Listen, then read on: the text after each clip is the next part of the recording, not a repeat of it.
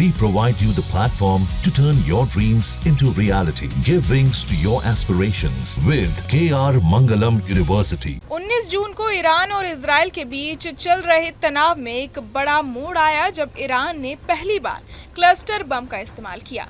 Israeli सेना यानी IDF ने भी इसकी पुष्टि की है।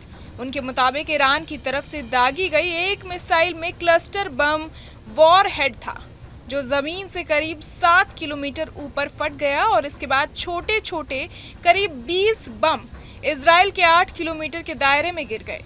ये बम सामान्य बमों से काफी अलग और ज्यादा खतरनाक होते हैं। अब सवाल आता है कि ये क्लस्टर बम होते क्या हैं?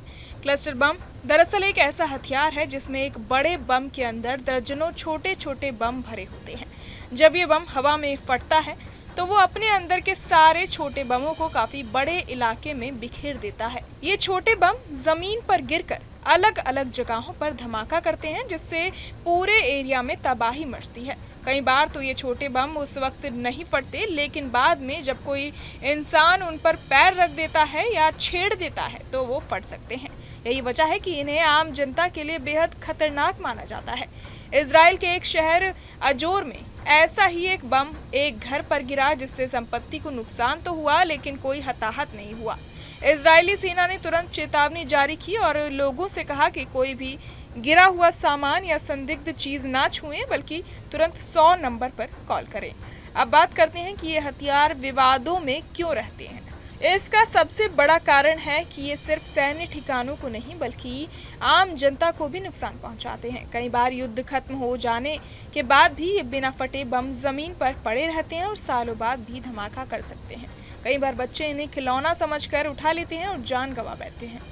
इसी वजह से 2008 में एक अंतर्राष्ट्रीय संधि कन्वेंशन ऑन क्लस्टर मुनिशंस बनाई गई, जिसमें क्लस्टर बमों के इस्तेमाल, भंडारण और उत्पादन पर रोक लगाई गई। आज तक 111 देश और 12 संस्थाएं इस पर साइन कर चुकी हैं, लेकिन इसमें ईरान, इजराइल, अमेरिका, भारत, चीन, पाकिस्तान जैसे देशों ने हिस्सा नहीं लिया। इन देशों का मानना है कि उनकी राष्ट्रीय सुरक्षा के लिए इन हथियारों की जरूरत हो सकती है। अब बात करें भारत की, तो भारत ने कभी सार्वजनिक रूप से क्लस्टर बम का इस्तेमाल करने की बात नहीं मानी है, लेकिन चूंकि भारत ने भी उस संधि पर साइन नहीं किए हैं, तो जरूरत पड़ने पर इनके इस्तेमाल से इनकार नहीं किया जा सकता।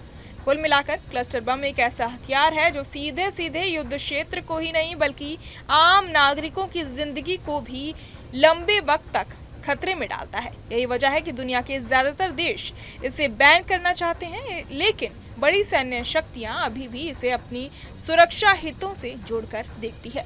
बहरहाल इस पूरी खबर को सुनकर आप क्या कुछ सोचते हैं, हमें कमेंट बॉक्स में जरूर बताएं और बाकी तमाम खबरों के लिए सब्सक्राइब करें न्यूज नेशन। जहां भक्ति है हर शब्द में, कथाओं में छुपे हैं दिव्य रहस्य और ज्योतिष देता है जीवन को दिशा। धर्म से जुड़ी हर बातों को जानने के लिए हमारे चैनल स्तुति को सब्सक्राइब करें। चैनल पर जाने के लिए इस लिंक पर क्लिक करें।